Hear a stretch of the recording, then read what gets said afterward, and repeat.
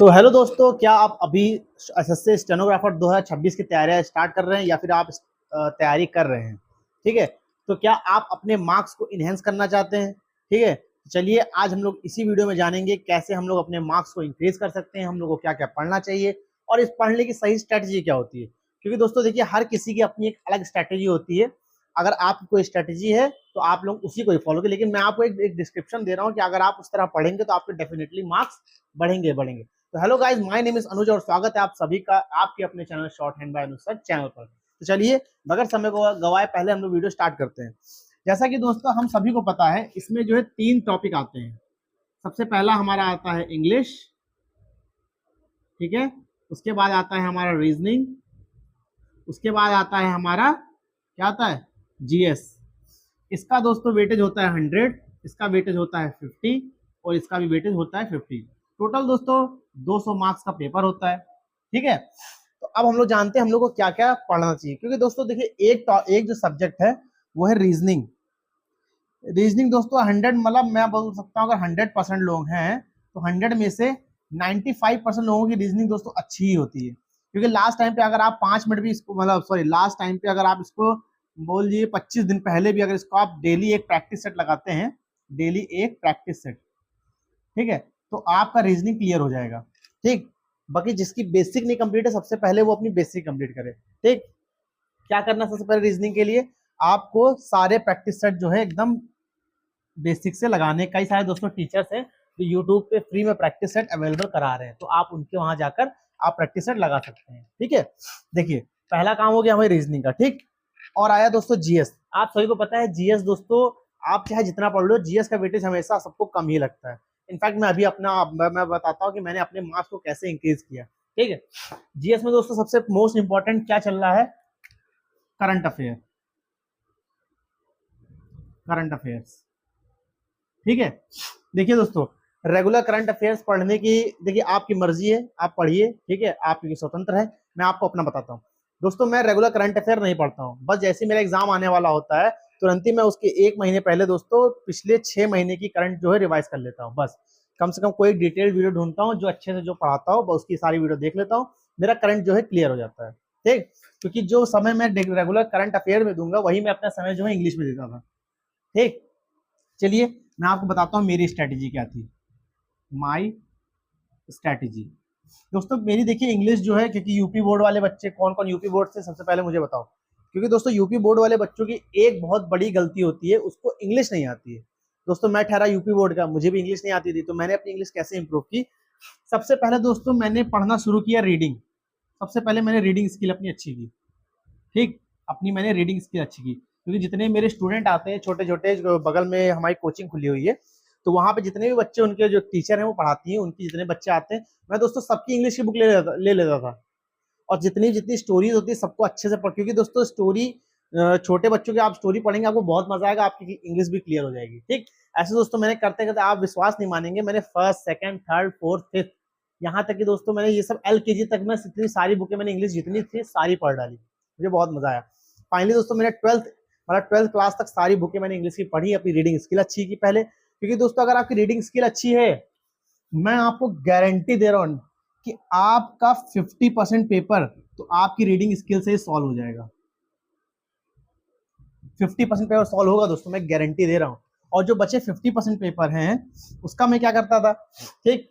सबसे पहले 50% दोस्तों क्या हो गया, वोकैब आती थी, ठीक, एंटोनिम, सिनोनिम्स, ठीक। उसके बाद दोस्तों वो सॉरी क्लोज टेस्ट, ठीक है, और क्या पैराजम्बल्स। उसके बाद दोस्तों हमारा क्या हो गया, वो कंप्रीहेंशन, हाँ रीडिंग कंप्रीहेंशन। दोस्तों इतनी चीज तो मेरी रीडिंग से क्लियर हो गई थी, क्योंकि ऑब्वियस सी बात है आप, लेकिन आपको जो है एकदम ईमानदारी से पढ़ना होगा।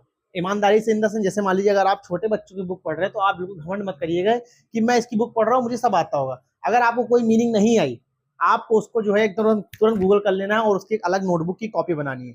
मेरी दोस्तों यहाँ पे वोकैब की कॉपी रखी होगी, मैं आपको दिखाता हूँ, अभी नहीं है, मैं आपको कल दिखाता हूँ वोकैब की कॉपी, ठीक है। तो आपको वो वोकैब दोस्तों डेली रिवाइज करनी है, क्योंकि ऑब्वियस सी बात है अगर आप रिवाइज नहीं करेंगे तो भाई दुनिया का कोई भी टीचर आपको नहीं बता पाएगा, आप भूल जाएंगे। ठीक है। पहली चीज 50% आपकी क्लियर होगी। अब जो 50% हमारी है कहाँ पे बताऊं, चलिए ये बताता हूँ। देखिए अब जो 50% मैं आपको बता रहा हूँ वो दोस्तों है हमारा ग्रामर। भाई साहब इसका नाम ही है मर, ग्रामर। तो आपको करना है आज से दोस्तों, मेरे कहने पे आपका, आप चाहे छोटा भाई मानिए चाहे बड़ा भाई मानिए, ठीक, चाहे दोस्त मानिए, एक दोस्त ही समझ के आप समझिए, मेरी बात सुनिए। आपको सारे topic, noun, pronoun, verb, adverb, adjective, active active voice, passive voice, narration, दोस्तों ये सारे टॉपिक आपको क्या करने हैं, एक एक टॉपिक वाइज आज से, जैसे कि आज आज जो है आपने नाउन पढ़ा, ठीक है, कम से कम नाउन के दोस्तों 200 से 500 क्वेश्चन लगाइए जब तक आपका नाउन क्लियर ना हो जाए। पहला क्लियर, उसके बाद लगाइए प्रोनाउन का, प्रोनाउन के कम से कम 500-600 क्वेश्चन लगाइए, उसका लगाइए वर्ब। इसी तरह दोस्तों सारे ग्रामर के सारे टॉपिक को आपको खत्म करना है।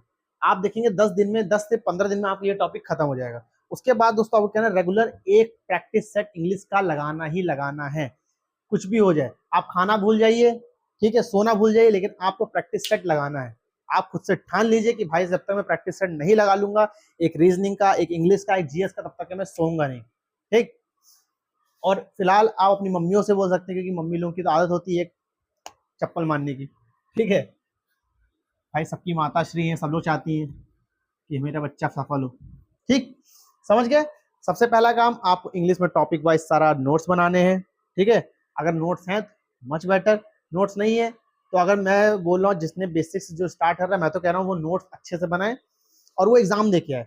अगर उसका इस बार एग्जाम नहीं निकला तो मैं गारंटी दे रहा हूँ उसका 2017 में 2027 का स्टेनोग्राफर निकलेगा ही निकलेगा। क्योंकि दोस्तों तैयारी एक बार करो लेकिन अच्छे से करो, उसका बेनिफिट आपको हर एक एग्जाम में दिखेगा, ठीक है। मेरे कहने पे एक बार आप स्टार्ट करो और कोई भी क्यूरी होती हो, एक सेकंड दोस्तों,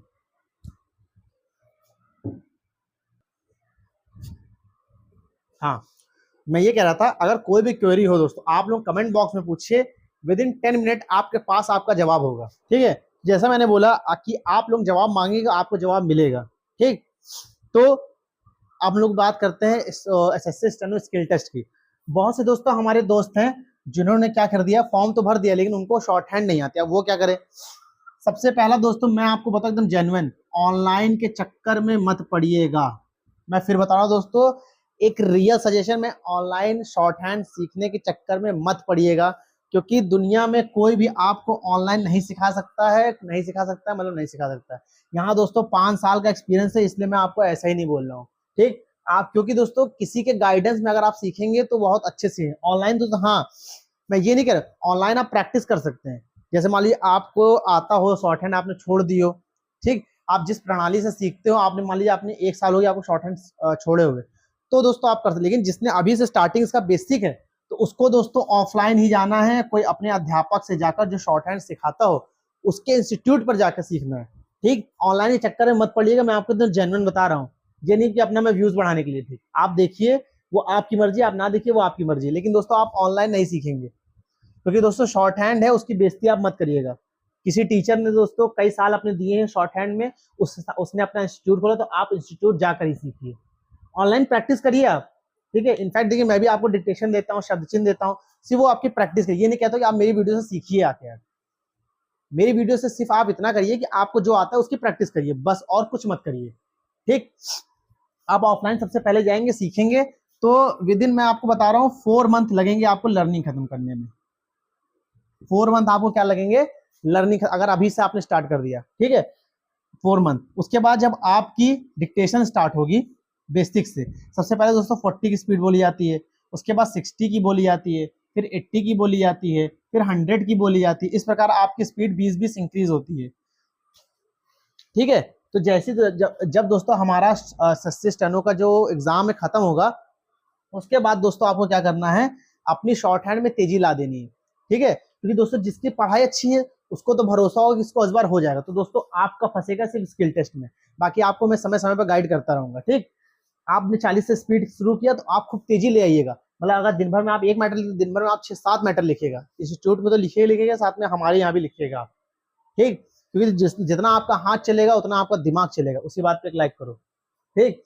आप जैसे दोस्तों जब हमारा असिस्टेंट होगा स्किल टेस्ट, वही मान के चलिए आप होगा, वही जनवरी में होगा, तब तक दोस्तों आप ये 60 से 80 तक पहुंच चुके होंगे। लेकिन अगर इस बार भी नहीं होता है आप सभी का, जिन्होंने अभी अभी स्टार्टिंग की, वो उदास मत होइएगा, उनका 2027 में कंफर्म है। मैं अपने भगवान से प्रेयर करूंगा, भगवान जो जो अच्छे से प्रिपरेशन कर रहा है उसकी नौकरी इस बार सरकारी नौकरी पक्की हो जाए, क्योंकि दोस्तों हर माँ बाप का यही सपना होता है। तो आप बताइए आपको और मुझसे क्या जानना है, कमेंट करिएगा, मैं फिर एक वीडियो बनाऊंगा। आपको वीडियो कैसी लगी प्लीज दोस्तों जरूर बताइए, क्योंकि आपके एक कमेंट से दोस्तों मेरा बहुत मोटिवेशन, मतलब मैं बहुत मोटिवेट होता हूँ। ठीक है, तो मेरे साथ बने रहिएगा। फिर हम लोग कल मिलते हैं इसी वक्त इसी समय। और हाँ, रोज शाम के 4 बजे हमारे चैनल पर डिक्टेशन बोली जाती है, आप लोग प्लीज उसे अटेंड करिएगा। ठीक है, और कम से कम दोस्तों दिन भर में जो उनको शॉर्ट हैंड आती है, दिन भर में 2 से 3 मैटर करे और एक ट्रांसक्राइब करे, उनके लिए इनफ है। ठीक, तो हम लोग मिलते हैं फिर एक धमाकेदार वीडियो के साथ। तब तक के लिए धन्यवाद। जय हिंद, जय भारत।